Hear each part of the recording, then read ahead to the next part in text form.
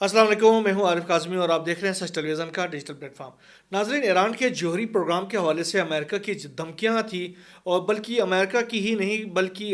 Israel की जानिब से भी मुसलसल धमकियां दी जा रही थी। तो और इस हवाले से ईरान की जानिब से भी मुसलसल काउंटर धमकियों का सिलसिला जारी था, और एक कशीदगी की एक सूरत हाल थी। इस हवाले से एक अहम तरीन इजलास बीजिंग में हुआ था, जो कि चाइना की मेज़बानी में हुआ था, और ईरान, चाइना और रशिया के माबैन ये अहम तरीन मुलाकात हुई थी। और इस मुलाकात में ख़ास तौर पर अमेरिका की धमकियां और ईरान के जो जौहरी प्रोग्राम है उसके तहफ़्फ़ुज़ के हवाले से बातचीत की गई, उसके हवाले से गौर व फिक्र किया गया। और अब ये इजलास ख़त्म हो गया और उसका मुश्तरका बयान जारी किया गया है। ख़ास तौर पर चाइना, रशिया और ईरान की जानिब से कहा गया कि ईरान का जो जौहरी प्रोग्राम है वो मुकम्मल तौर। अस्सलाम वालेकुम, मैं हूं आरिफ काज़मी और आप देख रहे हैं सच टेलीविज़न का डिजिटल प्लेटफॉर्म। नाजरीन, ईरान के जौहरी प्रोग्राम के हवाले से अमेरिका की धमकियां थी, और बल्कि अमेरिका की ही नहीं बल्कि इसराइल की जानिब से भी मुसलसल धमकियां दी जा रही थी। तो और इस हवाले से ईरान की जानिब से भी मुसलसल काउंटर धमकियों का सिलसिला जारी था, और एक कशीदगी की एक सूरत हाल थी। इस हवाले से एक अहम तरीन इजलास बीजिंग में हुआ था, जो कि चाइना की मेज़बानी में हुआ था, और ईरान, चाइना और रशिया के माबैन ये अहम तरीन मुलाकात हुई थी। और इस मुलाकात में ख़ास तौर पर अमेरिका की धमकियां और ईरान के जो जौहरी प्रोग्राम है उसके तहफ़्फ़ुज़ के हवाले से बातचीत की गई, उसके हवाले से गौर व फिक्र किया गया। और अब ये इजलास ख़त्म हो गया और उसका मुश्तरका बयान जारी किया गया है। ख़ास तौर पर चाइना, रशिया और ईरान की जानिब से कहा गया कि ईरान का जो जौहरी प्रोग्राम है वो मुकम्मल तौर पर पुरअमन है, और इसका जो ईरान है उसका हथियार बनाने का, एटमी हथियार बनाने का कोई इरादा भी नहीं है। ईरान के ऊपर जो पाबंदियां लगाई गई हैं, ईरान को जो धमकियां दी गई हैं, वो किसी सूरत काबिल कबूल नहीं है। इसमें इजलास में ये भी कहा गया है कि ईरान पर आयत इक़्तिसादी पाबंदियां ख़त्म की जाएँ, और जो जौहरी मामला है उसको मुज़ाकरात के ज़रिए हल किया जाए, धमकी आमेज़ बयानात देने से गुरेज़ किया जाए, और मुज़ाकरात और सफारतकारी के ज़रिए मसाइल के हल को वाहिद अमली और मौसर तरीका वहाँ पर करार दे दिया गया। और ये अहम तरीन इजलास था। ख़ास तौर पर बीजिंग में ये इजलास मुनक़िद हुआ। ईरान की जानिब से बीजिंग का शुक्रिया भी अदा किया गया, जबकि रशिया और ईरान दोनों ने बीजिंग के इस इक़दाम को सराहा भी, क्योंकि बीजिंग ने जिस तरीके से अमेरिका की धमकियों के बाद, इसराइल की धमकियों के बाद ईरान के जौहरी प्रोग्राम के साथ खड़े होने का जो फ़ैसला किया है वो बहुत ही अहमियत का हामिल है। और अमेरिका को एक वाज़ह पैगाम गया है कि अमेरिका जो है जिसको चाहे धमकियां नहीं दे सकता, और इसी तरह अगर ईरान को मजबूर किया गया तो वो लामहला आगे। मुझे ये लग रहा है कि ईरान अगर एनपीटी से बाहर निकल जाता है, ईरान वाहिद मुल्क है। अब देखें, इसराइल भी एटमी हथियार बना रहा है, लेकिन वो एनपीटी का रुकन नहीं, उसने दस्तखत नहीं किए। ईरान एक ज़िम्मेदार मुल्क होने की हैसियत से उसने एनपीटी के ऊपर दस्तखत किए हैं। एटमी नॉन प्रोलिफरेशन ट्रीटी जो होती है, बड़ी अहम किस्म की ट्रीटी है, उसके ऊपर दस्तखत करना ये ईरान की ही बस की बात है। लेकिन अब ईरान को मजबूर किया जा रहा है, मजबूर इतना किया जाएगा कि फिर ईरान जो है, अगर वो एनपीटी से बाहर निकल आता है और उसके बाद अपने जौहरी जो अर्सनल्स हैं उनको अगर डेवलप करना शुरू कर देता है, तो किसी के बस की बात नहीं है कि उसको रोका जा सके। गुज़श्ता रोज़ ईरान के supreme leader Ayatollah Syed Ali ख़ामनई ने भी कहा था कि हम जौहरी जो बम है वो बनाना अपने जो शरई लिहाज से उसको नाजायज़ समझते हैं। अगर हम बनाना चाहें या हम ज़रूरत महसूस करें उसको बनाने की, तो फिर अमेरिका में वो हैसियत नहीं है कि वो हमें जौहरी बम बनाने से रोक सके। इस इजलास के अंदर एक और अहम डेवलपमेंट ये भी आई कि शंघाई ताउन तंजीम और ब्रिक्स जैसे प्लेटफॉर्म्स पर एक दूसरे के साथ ताउन बनाने के हवाले से भी इत्तेफाक राय किया गया। और इसके अलावा ईरान ने जो अमेरिका की जानिब से जिस तरीके से गुज़श्ता रोज़ यूएई की जो मुशीर को भेजा गया था खत देकर ट्रंप का, वो खत तो ईरान के जो हुकाम हैं उनको मौसूल हो गया है, लेकिन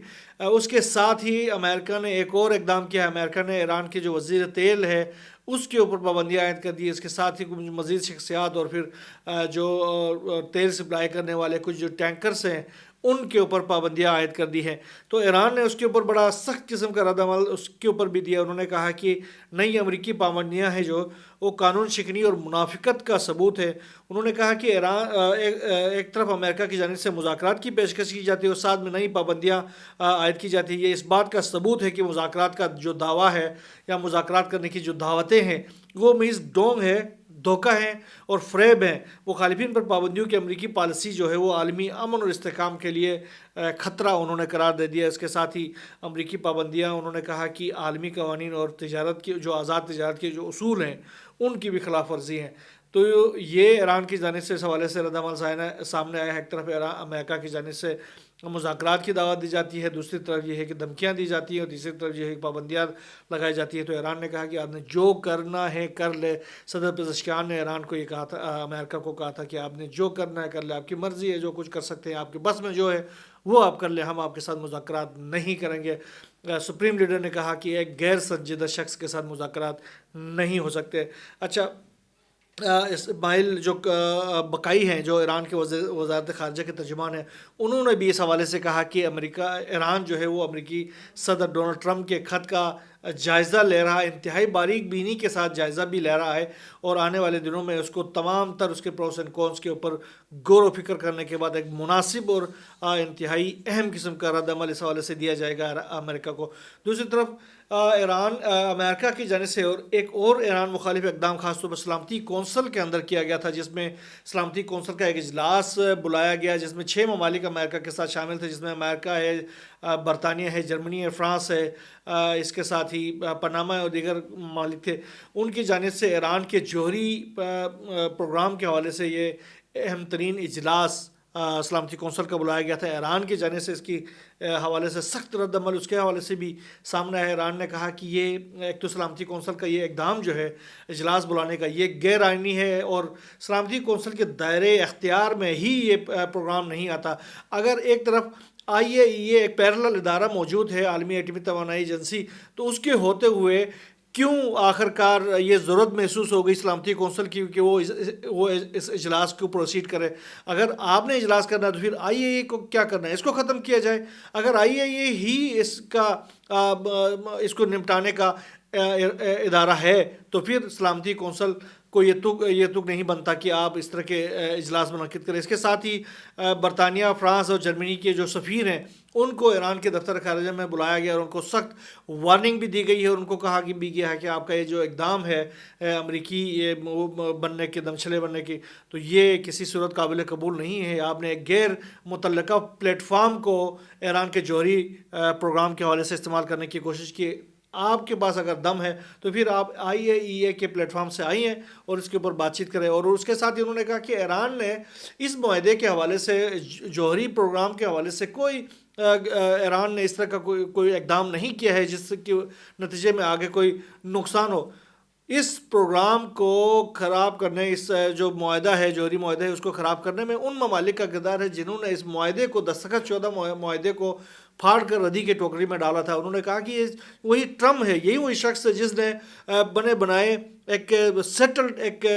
جو معاہدہ تھا ایٹمی پروگرام کے حوالے سے، اس کو پھاڑ کر ردی کی ٹوکری میں ڈالا۔ اب وہ کس منہ سے مذاکرات کی بات کر رہا ہے اور کس منہ سے یہ جو اجلاسیں بلایا جا رہا ہے، تو یہ ایک انتہائی غیر قانونی اقدام ہے۔ دوسری طرف یہ سلسلے تو چل رہے ہیں۔ غزہ کے حوالے سے اگر ہم رک کریں تو غزہ میں قیدیوں کے حوالے سے جو درمیان میں جو پہلے مرحلے کے اندر جو تقریبات ہوئی ہیں، اس حوالے سے اسرائیل کی جانب سے ایک اور کارروائی کی گئی ہے جس کا بھی انکشاف ہوا ہے۔ خاص طور پر دی گارجین نے اس کا انکشاف کیا۔ انہوں نے کہا کہ ان مقامات پر جہاں پر قیدیوں کے تبادلے کے پروگرام ہو رہے تھے، اس کے ارد گرد اسرائیل کی جو فورسز ہے، انہوں نے جاسوسوں نے پہلے ہی جاسوسی جو آلات ہے وہ وہاں پر نصب کر دیے تھے تاکہ قیدیوں کے حوالے سے اور پھر حماس کے جو انڈر گراؤنڈ جو ان کے ٹنلز ہیں یا ان کے جو راستے ہیں ان کے حوالے سے معلومات حاصل کیے جائیں۔ بڑی اہم قسم کی ان کے انکشافات کی گئی ہیں دی گارجین کی جانب سے۔ یہ آلات اسرائیل کے جو ہے غزہ کے ان علاقوں سے بھی برآمد ہوئے جہاں پر ایک تو یہ مزاحمتی کارروائیاں جاری تھیں، اور اس کے ساتھ ساتھ جہاں پر جنگ بندی کے بعد جو ہے وہ یہ قیدی جو تھے ان کا تبادلے کے حوالے سے یہ اقدامات کیے جا رہے تھے۔ اب اندازہ لگائیں جب اسرائیل کی جو فورسز وہاں پر انٹر ہو گئے تو انہوں نے ہر اس جگہ پر اپنے آلات نصب کر دیے ہیں تاکہ حماس کا کوئی کارندہ اگر باہر نکل آتا ہے تو اس کی جو ویئر ابورٹس کے بارے میں ان کو معلوم ہو سکے۔ بہرحال دی گارجین نے ہی فلسطین کے جو شہری ہیں ان کو ایک اس میں ایک ہدایت یا نصیحت بھی کی ہے کہ وہ اس حوالے سے بہت احتیاط کریں کہ ان کی کوئی بھی ایکٹیویٹی جو ہے اسرائیل کو ان کے تمام تر ہوئے رپورٹس کے بارے میں معلومات دے سکتی ہے۔ رخ کرتے شام کی جانب، تو شام میں صورتحال انتہائی کشیدہ ہے۔ شام کی جو نئی گورنمنٹ ہے احمد الشرح کی، اس کی جانب سے جو ایٹروسٹیز کی جا رہی ہیں اپنی ہی شہریوں کے خلاف، تو اس کے نتیجے میں وہاں پر جو قتل عام کیا گیا ہے اس کے جو اثرات ہیں وہ عالمی طور پر سامنے آنا شروع ہو گئے۔ جن قوتوں نے احمد الشرح کی گورنمنٹ کو انسٹال کیا تھا وہ قوتیں ہی ابھی چیخنے پر مجبور ہیں۔ دوسری طرف رشیا کی جانب سے یہ انکشاف کیا گیا ہے، تو جو رشیا کا جو بیس ہے حمیمیم بیس، اس کے اندر تقریباً 9,000 سے زائد جو خاندان ہے علاویز کا، انہوں نے پناہ لیا ہوا ہے۔ اس کے ساتھ ہی انہوں نے کہا کہ شام میں علویوں کا جو قتل عام ہے وہ روانڈا میں جو نسل کشی ہوئی تھی اس سے مشابہت رکھتا ہے۔ تو یہ آپ اندازہ لگائیں کہ روانڈا کا قتل عام تو آپ کو پتہ ہے وہ تاریخ کا حصہ ہے، اور اس کے اندر کس قدر وہاں پر ظلم و ستم ڈھایا گیا تھا وہاں کے عوام کے اوپر، اور سیم یہی صورتحال اگر رشیا کی جانب سے بتایا جا رہا ہے تو آپ اندازہ کر سکتے ہیں کہ نئی جو شامی گورنمنٹ ہے اس کی جانب سے اپنے ہی عوام کے اوپر کس حد تک ظلم کیا گیا ہے۔ اس کے ساتھ ہی دمشق پر اسرائیل کی جانب سے ایک اور حملہ کیا گیا ہے، بڑا حملہ کیا گیا ہے، خاص طور پر ایک رہائشی عمارت کو دمشق لامالہ شام کا صدر مقام ہے، دارالخلافہ ہے، اس میں ایک رہائشی عمارت کے اوپر اسرائیل کی جانب سے ایک بہت بڑا حملہ کرنا اور اس رہائشی عمارت کو تباہ و برباد کرنا یہ کوئی معمولی بات نہیں ہے۔ اس سے پہلے بشار الاسد کے اوپر یہ الزامات لگائے جاتے تھے کہ وہ وہاں پر اسرائیل کو روکنے میں ناکام ہے۔ اب جو ہے احمد الشرح کی جو گورنمنٹ ہے وہ خاموش تماشائی بنی بیٹھی ہے، اور اسرائیل جو ہے وہ دمشق کے اندر ان کے مقامات کو تباہ و برباد کر رہا ہے۔ خاص طور پر اسرائیل کی جو میڈیا ہے انہوں نے یہ دعویٰ کیا ہے کہ یہ جو حملہ کیا گیا ہے وہ جہاد اسلامی جہاد تحریک کے جو فلسطین کے اس کے ہیڈ کوارٹر پر کیا گیا ہے، اور اس میں تقریباً 3 افراد شہید ہو گئے اور 7 سے زائد زخمی ہیں۔ بہرحال جہاد اسلامی کی جانب سے اس کی کوئی تصدیق نہیں کی گئی ہے، لیکن اگر انہی کے اوپر بھی کیا گیا ہے تو پھر بھی احمد الشرح کی گورنمنٹ وہاں پر کیا کر رہی ہے، ان کو اقدامات کرنا چاہیے۔ ان کی سورنٹی کو اگر وائلیٹ کیا ہے کسی دوسرے ملک نے تو وہ کیسے کیا، تو اس کے اوپر اقدامات کرنا بنتا ہے، لیکن جو احمد الشرح کی گورنمنٹ ہے وہ ابھی تک خاموش تماشائی بنی بیٹھی ہے۔ اگر ہم رخ کریں رشیا اور یوکرین کی جنگ کے حوالے سے، تو رشیا اور یوکرین کے درمیان جو کشیدگی ہے اس حوالے سے گزشتہ ہفتے یوکرین کے پریزیڈنٹ اور امریکہ کے جو وزیر خارجہ ہیں مارکو روبیو، ان کے درمیان ریاض کے اندر بن سلمان کی میزبانی میں بڑی اہم قسم کی ملاقات ہو گئی تھی، جس میں یہ دونوں جو فریق ہیں وہ تقریباً 30 دن کے لیے جنگ بندی پر متفق ہو گئے تھے۔ ابھی جو ہے وہ محمد بن سلمان نے ایک بار پھر رشیا کے پریزیڈنٹ ولادیمیر پوٹن کو فون کیا ہے۔ اس ٹیلی فون کال کے دوران خاص طور پر روس اور سعودی عرب جو ہے یوکرین کی صورتحال کو حل کرنے کے حوالے سے اقدامات پر متفق ہو گئے ہیں۔ اس حوالے سے سعودی ولی عہد نے روس اور امریکہ کے درمیان تعلقات معمول پر لانے کے لیے کردار ادا کرنے پر آمادگی ظاہر کی، جس پر صدر پوٹن نے ریاض کی جانب سے ثالثی کے کردار کو سراہا ہے، ان کا شکریہ بھی ادا کیا، اور ساتھ میں انہوں نے کہا کہ وہ جنگ بندی یوکرین پہ جنگ بندی کے لیے تو بالکل تیار ہیں، مگر کچھ باریکیوں کا خیال رکھنا انہوں نے کہا کہ یہ بہت ضروری ہے۔ انہوں نے سوال اٹھایا کہ یہ واضح نہیں ہے کہ جنگ بندی کے احکامات دے کون رہا ہے اور اس کی قیمت کیا ادا کرنی پڑی۔ ایک تو یہ سوال ہے، اور دوسرا انہوں نے کہا ہے کہ ایک یہ بھی سوال ہے کہ کرسک کا جو علاقہ ہے اس میں موجود جو یوکرینی فورسز ہیں وہ کیا ہتھیار ڈالیں گے یا ان کی واپسی کیسے ہوگی، یہ ہمیں بتایا جائے۔ تو اس کے ساتھ ہی انہوں نے کہا کہ ان کچھ معاملات کے اوپر امریکی صدر سے بات چیت کرنا بہت ضروری ہے، جس پر امریکی صدر کا بھی جواب سامنے آیا کہ انہوں نے کہا کہ ایک تو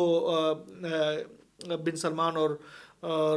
پوٹن کے درمیان ملاقات میں جو پوٹن کی جانب سے باتیں کی گئی ہیں، انہوں نے کہا کہ یہ امید افزا باتیں ہیں، اس سے جنگ بندی کے حوالے سے امید پیدا ہو گئی ہے، لیکن یہ ایک نامکمل بات چیت ہے۔ رشین پریزیڈنٹ کو اس حوالے سے مکمل اور کلیئر ایک سٹانس سامنے لانا چاہیے۔ اس کے ساتھ ہی یوکرین کے صدر نے تو کہہ دیا ہے کہ جو روس ہے وہ روسی صدر جو ہے جنگ بندی کی امریکی تجویز کو مسترد کرنے کی تیاری کر رہے ہیں، وہ ڈیلے ٹیکٹکس یوز کر رہے ہیں، اور پریزیڈنٹ ٹرمپ کو وہ یہ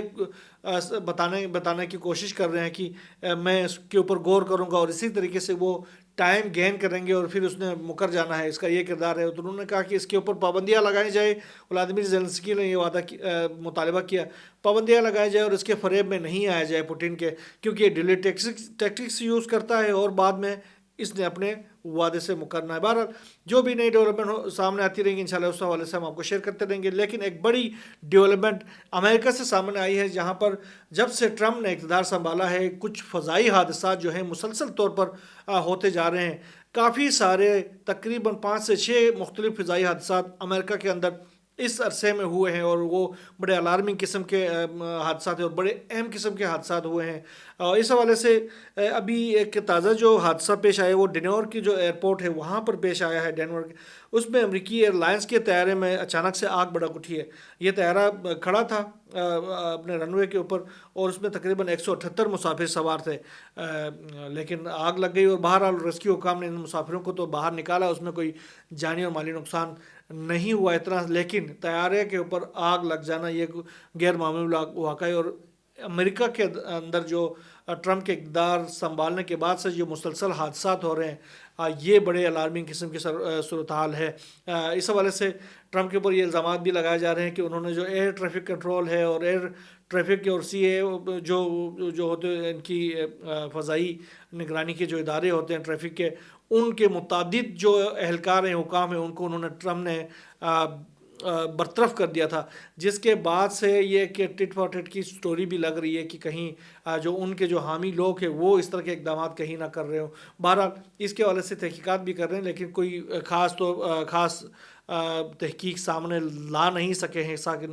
کوئی اہم انکشاف امریکی حکام کر نہیں سکے ہیں۔ لیکن امریکہ کے اندر مسلسل طور پر یہ طیاروں کے ساتھ حادثات ہو رہے ہیں، آنے والے دنوں میں بھی اس حوالے سے جو بھی نئی ڈیولپمنٹ ہوگی، رشیا اور یوکرین کی جنگ کے حوالے سے ڈیولپمنٹ ہو، ایران اور امریکہ اور اسرائیل کی کشیدگی کے حوالے سے، اور پھر مشرق وسطیٰ کے